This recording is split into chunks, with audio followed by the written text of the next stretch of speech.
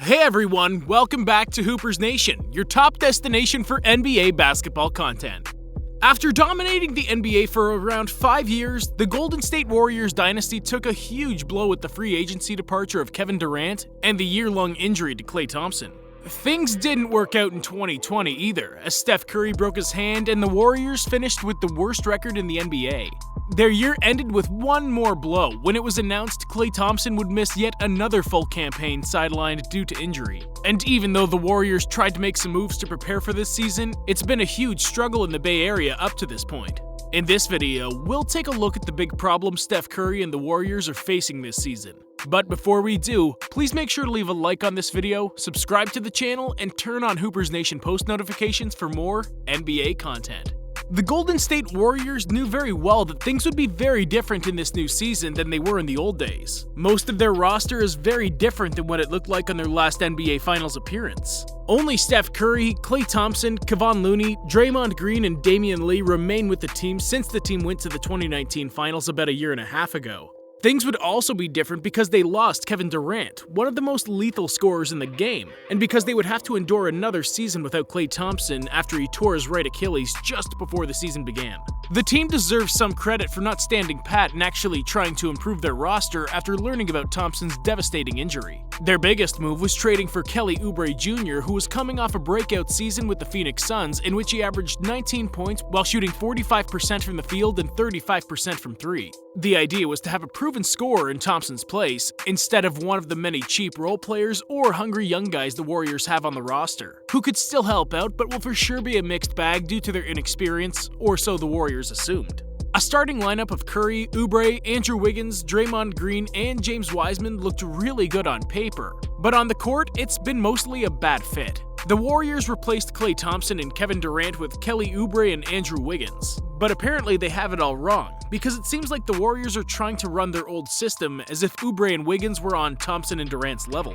What made the Warriors so lethal during their run of dominance was how much space there always was to operate on the court. The gravity of Steph and Klay, as well as KD when he played there, made offense easy for one another. Plus, you had an elite passing big man in Draymond Green ready to set up everybody else in space, and it was game over for the opposition. But this new roster only has 2 or 3 above average shooters. That's it. Right now, Curry is the only good shooter in the starting lineup. Sure, James Wiseman is making 40+% of his threes, but he doesn't have a volume that opposing teams really respect. Andrew Wiggins is also shooting 40%, but you can expect the mark to regress to the mean as time goes by. He isn't a shooter teams respect either, and until he proves he can consistently hit long-range shots, he won't be helping the cause. Kelly Oubre became the first player in NBA history to start a season shooting 0 for 11 or worse from 3. A shameful record he took all the way to 0 for 17 before finally marking his first 3 of the year. He's at 13.3% on threes for the season on 5+ attempts per game, a mark that will for sure be better but not good enough to represent a true long-range threat. Draymond Green rarely ever makes any threes and nobody respects him or his backpack jump shot on the perimeter. Steph is the only consistently good shooter on the squad, and even then, he's been struggling mightily. Curry is shooting 35.6% overall from 3, a low mark for his standards, which includes shooting an unlikely 30.9% on threes classified as open or wide open by NBA stats. Curry's terrible shooting can be attributed to 2 things. 1, a mini slump. And 2, most importantly, a severe lack of space to operate. It's plain and simple. Steph needs shooters around him to operate in space. Without shooters, it's impossible for him to get the team's offense going. And it won't get going for as long as both Andrew Wiggins and Kelly Oubre continue getting so much playing time together. And this is where Steve Kerr comes in. You'd think that for a coach that's been really successful and proven to be smart by making intelligent decisions in the past, he'd have done something about this by now. Having a starting lineup of 4 non-shooters around Steph Curry is wasting Curry's minutes and his potential impact. Because all teams have to do in these situations, which they already have, is focus on Curry and forget about everybody else. Instead of making a starting lineup based on reputation or pay or intangible merits, Steve Kerr must evaluate the current situation and make changes fast. Kelly Oubre is the perfect example of that. He's getting paid about $14.4 million, which is what a good role player usually gets. So essentially, Oubre is getting the money and playing time of a good player, while playing like a below-average role player. And even though the Warriors gave up a first and a second round pick to acquire him, that shouldn't be guaranteeing him so much playing time if he's not performing well. The first game of their recent back-to-back set against the LA Clippers perfectly sums this up. Oubre had a horrible first half, shooting only 2 for 10 while only scoring 4 points. On the other hand, Eric Paschall cooked the Clippers in the first half, scoring 15 points on an efficient 6 for 9 shooting. Most of his buckets came in the second quarter, but what did Steve Kerr do? Of course he gave Paschall under 2 minutes of third quarter action, while Oubre continued getting his usual second half time undeservedly.